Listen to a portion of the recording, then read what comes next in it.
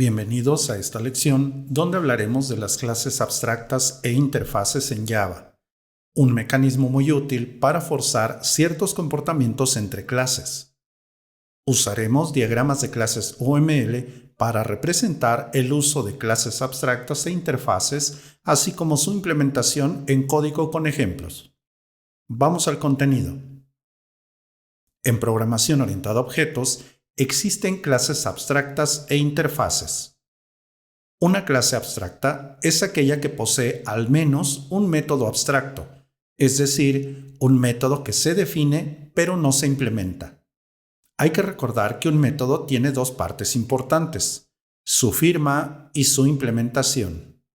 En ese sentido, una clase abstracta tiene al menos un método abstracto que solo tiene firma pero no implementación, lo cual es posible siempre que a este se le agregue la cláusula abstract en su firma. Se puede ver que esos métodos no tienen implementación, es decir, no tienen el bloque de código que corresponde al cuerpo y solo terminan con un semicolon, es decir, un punto y coma. Los métodos abstractos no tienen bloque de código y por tanto se puede decir que no se sabe con exactitud qué va a hacer ese método en la clase abstracta, pues solo define visibilidad, tipo de retorno, nombre y lista de argumentos si fuera el caso. Precisamente el hecho de que no tenga implementación es lo que le da la calidad de abstracto al método y por tanto a la clase completa. Una clase abstracta, por regla, se debe extender para poder usarla, implicando que la subclase que extienda a esta superclase será la responsable de implementar todos sus métodos abstractos. En palabras simples, es la encargada de quitarle lo abstracto o indefinido a estos métodos. Por supuesto, la firma de cada método se debe mantener exactamente igual tanto en la superclase abstracta como en la subclase. Nota: si una clase que extiende a otra abstracta no va a implementar el o los métodos abstractos heredados, lo cual es totalmente posible, deberá marcarse también como abstracta, pues por herencia esta clase también lo es, y será necesario extender esa subclase para poder usarla. La finalidad de las clases abstractas es poseer subclases concretas y sirven para factorizar atributos y métodos comunes a esas subclases, entendiendo el concepto de factorizar en este contexto como la capacidad de forzar el uso de los mismos métodos en todas las subclases de una superclase abstracta. Una clase abstracta tiene al menos un método abstracto, pero puede contener atributos y métodos normales. Veamos estos conceptos con un ejemplo. Partamos de un problema real, ya que recordemos que todo programa resuelve una problemática en concreto. En una tienda departamental se debe calcular la nómina de sus vendedores, donde hay diferentes tipos divididos en las siguientes categorías: vendedor de base, vendedor por comisión y vendedor eventual, mismos que tienen una forma diferente de calcular su sueldo. El cálculo de sueldo para cada categoría es diferente, de acuerdo con las siguientes reglas. Para un vendedor de base, es decir, en nómina regular, el cálculo de su sueldo básicamente es el sueldo estipulado al momento de registrarlo. Dicho en otras palabras, su sueldo se mantiene igual y no depende de otros factores. Para los vendedores por comisión existe un sueldo base, pero adicionalmente, por cada venta realizada se le otorgará una comisión de 50 pesos extra a su sueldo base.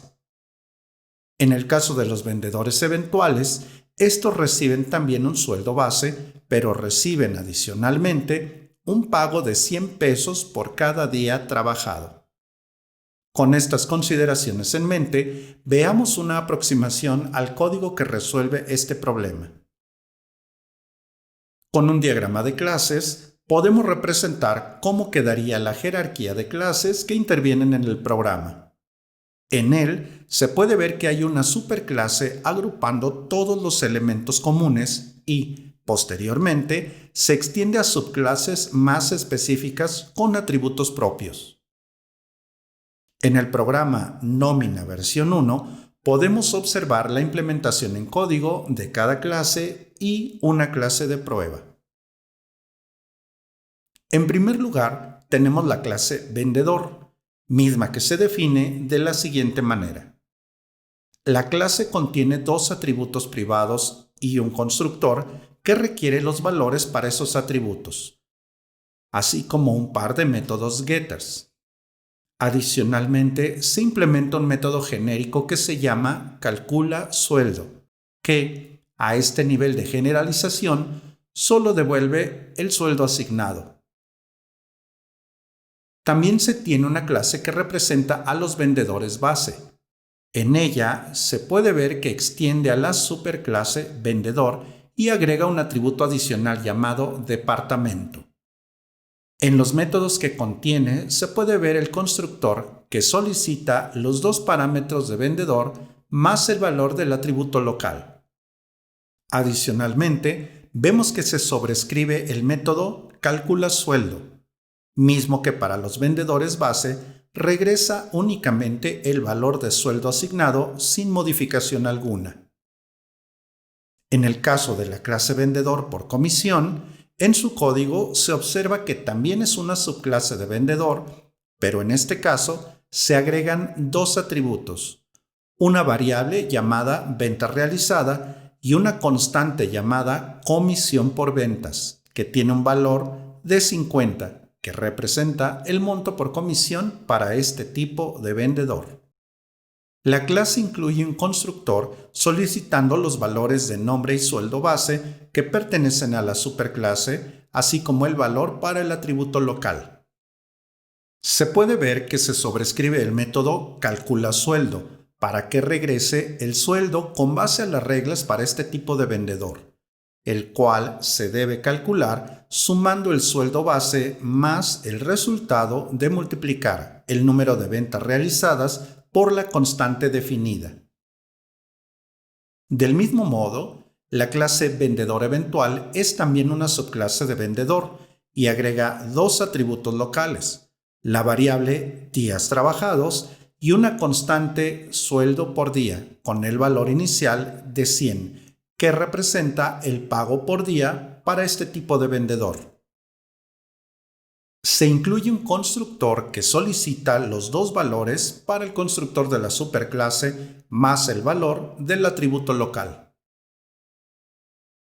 Adicionalmente se puede ver el código de la clase de prueba Nómina versión 1, donde se crea una lista de vendedores empleando un objeto de tipo list que almacena un tipo de lista en particular, que en este caso es un ArrayList.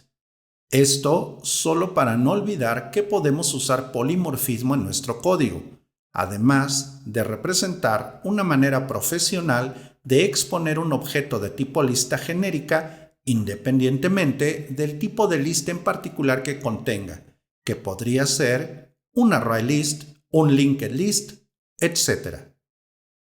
Esto es muy útil si se quiere vincular la lista con un componente gráfico, por ejemplo.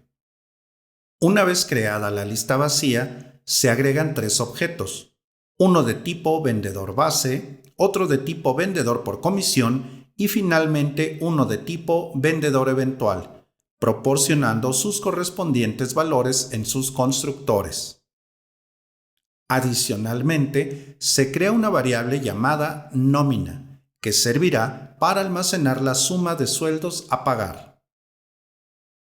También se ve un ciclo for each que sirve para recorrer la lista elemento a elemento, donde en cada iteración se incrementa el valor de la variable nómina adicionándole el valor que regresa el método calcula sueldo de cada objeto de tipo vendedor en la lista, imprimiendo en consola el nombre y sueldo del vendedor que se tomará para calcular la nómina total.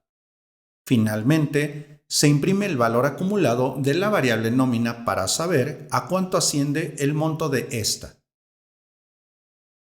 La ejecución del programa Nómina versión 1 se puede ver en su salida en consola.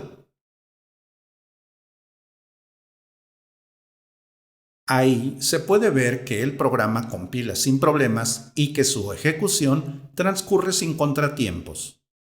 Sin embargo, se puede observar un error en el cálculo del sueldo de la vendedora Julia Vázquez, ya que esa instancia se creó con los siguientes valores. Y de acuerdo con las reglas del negocio, el sueldo para este tipo de vendedor debía ser sueldo base más la multiplicación de los días trabajados por el sueldo por día, que considerando los valores actuales, el sueldo debería ser de 2,000 más 400, dando un total de 2,400. Examinando el código, se puede notar que la clase vendedor eventual no tiene su versión del método calcula sueldo como se podría esperar, por lo que en ejecución se está ligando al método definido en la superclase vendedor, mismo que regresa únicamente el sueldo asignado sin modificaciones. El error anterior se puede ver corregido en el programa Nómina versión 2, mismo que solo modifica la clase vendedor eventual, sobreescribiendo el método calcula sueldo para que realice el cálculo correcto para este tipo de vendedor. Una vez realizado este cambio, se puede comprobar que el programa compila y ejecuta sin errores, además que el resultado en consola, en este caso, es el correcto. Reflexionemos un momento sobre lo que pasó y preguntemos, ¿este error de lógica en la implementación del código se pudo evitar? Ya que al tratarse de un error de implementación, ni el compilador ni el intérprete de Java podía saber que los cálculos eran equivocados. De hecho, este error solo podía ser detectado en una prueba de escritorio. La respuesta a la pregunta es simple. Sí. De hecho, aquí es donde entran en juego las clases abstractas. Expliquemos por qué. Es claro que todas las subclases de vendedor deben sobreescribir su propio método calcula sueldo, que implemente sus reglas para ese cálculo. Sin embargo, usando herencia simple, una clase puede o no sobreescribir ese método, pero si por alguna razón no lo hace, puede generar errores o inconsistencias como las que vimos en el ejemplo. Para evitar casos como este, se puede definir en la superclase que el método calcula sueldo sea abstracto, haciendo obviamente a la clase vendedor abstracta por añadidura. Si se define calcula sueldo como abstracto, entonces todas las subclases están obligadas a implementar su propia versión del mismo, y en caso de que no fuera así, el mismo compilador informaría de la omisión. Veamos el funcionamiento del programa Nómina versión 3, donde uno de los cambios principales está en la clase vendedor. Aquí se aprecia que el método calcula sueldo se ha convertido en abstracto, eliminando su implementación, es decir, su cuerpo, y conservando solamente su firma, donde se ha agregado la palabra reservada abstract. Y por ende, la firma de la clase también ha tenido que agregar esa misma cláusula. Este cambio implica que toda subclase de vendedor deberá implementar ese método abstracto, o en su defecto, marcarse también como una clase abstracta, lo que significa que no podrá usarse para crear instancias de ella y solo podrá ser extendida hacia otras subclases. Si solo se hiciera este cambio en el código y se dejara la clase vendedor eventual como estaba originalmente sin implementar el método calcula sueldo, la salida en consola indicaría el siguiente error. Aquí se puede observar que el programa no compila, pues es el mismo compilador el que informa de la omisión en la clase vendedor eventual y notifica que dicha clase no está marcada como abstracta y que no ha sobrescrito el método abstracto calcula sueldo definido en la superclase vendedor. De esta manera, El programa no puede compilar en tanto no se resuelva el error por omisión. En la cuarta versión del programa nómina, se puede ver que la clase vendedor eventual implementa el método calcula sueldo y, de esa forma, el programa puede compilar sin problemas. En la salida en consola se puede comprobar la correcta compilación y ejecución de este programa. Hay que recordar que si una clase es abstracta o de tipo interfaz, esta no podrá usarse para crear instancias de ella, ya que si se intentara, el propio compilador marcaría un error en su proceso, tal como se puede comprobar si compilamos el programa Nómina versión 5, que ha modificado el método main creando una instancia directa de vendedor, tal como se observa en el código. En consola se puede observar cuál sería el error que informaría el compilador. Ahí se puede observar que el error indica que vendedor es una clase abstracta y que no puede ser instanciada. Todo esto tiene sentido, ya que si se creara un objeto o instancia funcional de esta clase, ¿qué ocurriría si se invocara el método cláusula sueldo que aún no tiene código? Ya que hay que recordar que no tiene implementación. Por estas razones que el compilador evita generar el bytecode ejecutable de Java. Llegado a este punto, se puede entender cuándo y para qué usar una clase abstracta. Sin embargo, existen casos donde su uso se ve imposibilitado por una característica importante del propio lenguaje: la herencia simple, ya que hay que recordar que Java no permite la herencia múltiple. Entonces, ¿qué pasa en aquellos casos donde una clase debe heredar de una superclase, pero se requiere implementar métodos abstractos de otra? Veamos el siguiente ejemplo.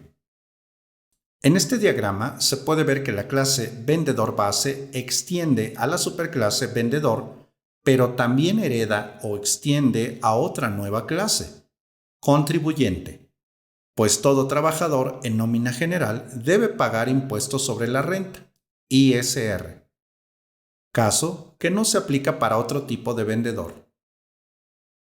El diagrama muestra una relación válida entre contribuyente y vendedor base, así como entre vendedor y vendedor base. En este caso, la clase contribuyente contiene un método abstracto llamado calcula ISR, que toda subclase debería implementar, similar al método abstracto calcula sueldo de la clase vendedor. Sin embargo, en código no es posible implementarla, al menos en lenguaje Java. Para estos casos, existen las interfaces. Una interfaz es un tipo de clase abstracta, donde todos sus métodos son abstractos, es decir, no se permite tener métodos implementados ni variables normales. En su lugar, una interfaz solo contiene constantes estáticas y métodos abstractos, es decir, sin implementación. Las interfaces, a diferencia de las clases abstractas, no se extienden. En su lugar, se implementan, permitiendo que una clase implemente o adopte más de una interfaz. Dado que en una interfaz todos sus métodos son abstractos, es indispensable que la clase que la implementa agregue el código de todos los métodos definidos en dicha interfaz, haciendo las veces de un contrato lógico que se deberá cumplir en todas las clases que decidan implementar o adoptar esa interfaz, por lo que es común asociar a una interfaz con un comportamiento que se debe cumplir. Para usar o adoptar una interfaz se utiliza la cláusula implements después del nombre de la clase o después de la cláusula extends si fuera el caso, tal como se ve en el código del programa Nómina versión 6, donde se define una nueva interfaz llamada contribuyente. Aquí se observa que en lugar de la palabra reservada class, se utiliza la palabra reservada interface, seguida del nombre de la misma. En este caso particular, la interfaz solo contiene una constante llamada impuesto sobre la renta, con un valor inicial de 0.16, que es en promedio el valor del impuesto ISR. Nótese que esta constante es estática, ya que una interfaz tampoco se puede instanciar y por tanto, si se definen constantes, estas deben ser accesibles sin necesidad de crear una instancia. Es por esto mismo que las variables normales no están permitidas en este tipo especial de clase abstracta. También se incluye un método abstracto llamado calcula ISR con un parámetro de tipo flotante, mismo que no tiene implementación alguna, por eso es abstracto. Sin embargo, se puede observar que este método no incluye la palabra reservada abstract, ya que a diferencia de una clase abstracta donde puede haber métodos normales y abstractos, aquí no hay necesidad de diferenciarlos, ya que en una interfaz todo se asume abstracto. En la clase vendedor base se puede observar la manera de implementar la nueva interfaz, quedando el código como el siguiente. De esta manera es como se resuelve la falta de herencia múltiple en Java, ya que, aunque solo se puede extender de una sola clase, se pueden implementar tantas interfaces como se requiera. Basta con colocar el nombre de todas ellas separadas por comas. Ahora, con estos cambios realizados, veamos qué ocurre si tratamos de compilar este programa en consola. Aquí se observa que al tratar de compilar esta versión del programa, el compilador informa de un error, ya que la clase vendedor base no es abstracta y tampoco sobrescribe el método calcula ISR, definido en la interfaz contribuyente, de forma similar a cuando se omitió implementar el método calcula sueldo de la clase abstracta vendedor. Nota: si la interfaz o clase abstracta tuviera más de un método abstracto y su implementación se omitiera, el compilador mostrará un mensaje de error por cada uno de ellos. Para solucionar el error anterior, bastará con implementar el o los métodos abstractos de todas las interfaces implementadas o clases abstractas extendidas. En el caso del programa Nómina versión 7, se puede ver el cambio en la clase vendedor base, mismo que quedaría como sigue. Aquí se puede observar que el método calcula ISR se sobrescribe en esta clase. Ahora, hay que observar un cambio en el método principal main de esta versión del programa para mejorar la salida en consola del mismo. Aquí se pueden observar algunos ajustes interesantes. El primero de ellos es que, dentro del ciclo for each, comparamos si el objeto vendedor leído actualmente es una instancia de vendedor base, empleando para ello la sentencia instance of, que devuelve un valor verdadero o falso según sea el caso. Si el objeto actual de la lista es de tipo vendedor base, lo que se imprime en consola es un texto diferente al resto de los demás vendedores, ya que además del sueldo calculado, se agrega información para saber cuánto dinero debe pagar ese vendedor por concepto del impuesto ISR. En caso de que la instancia actual de vendedor no sea de tipo vendedor base, lo único que se imprime en consola es el nombre del vendedor y el sueldo calculado para él. La salida en consola de la ejecución del programa es la siguiente. Note que, en este caso, solo el primer vendedor deberá pagar impuestos, mientras que los demás vendedores se quedan solo con el sueldo calculado. De forma gráfica, las relaciones entre las clases del programa Nómina versión 7 se representan de la siguiente manera empleando un diagrama de clases UML. Se puede observar que el tipo de relación por implementación se representa de forma similar a la herencia, pero con una línea punteada. Eso significa que la superclase es una interfaz y que la subclase la implementa. Adicionalmente, se puede notar que los métodos abstractos de una clase o interfaz se muestran en letras cursivas para diferenciarlos gráficamente de los métodos normales. También se puede ver que las constantes definidas como estáticas se ven subrayadas como en el caso de la interfaz contribuyente, donde la constante impuesto sobre la renta aparece subrayada. Del mismo modo, los nombres de la clase vendedor y contribuyente aparecen en cursivas, lo que significa que contienen al menos un método abstracto. Como se pudo ver, el uso de las clases abstractas e interfaces es de mucha utilidad cuando se quiere definir cierto comportamiento y factorizarlo entre las subclases, donde estas últimas están obligadas a implementar todos los métodos abstractos definidos en su superclase y donde el propio compilador informará de cualquier omisión en estas implementaciones. Estas son las clases abstractas e interfaces. Nos vemos en la próxima lección.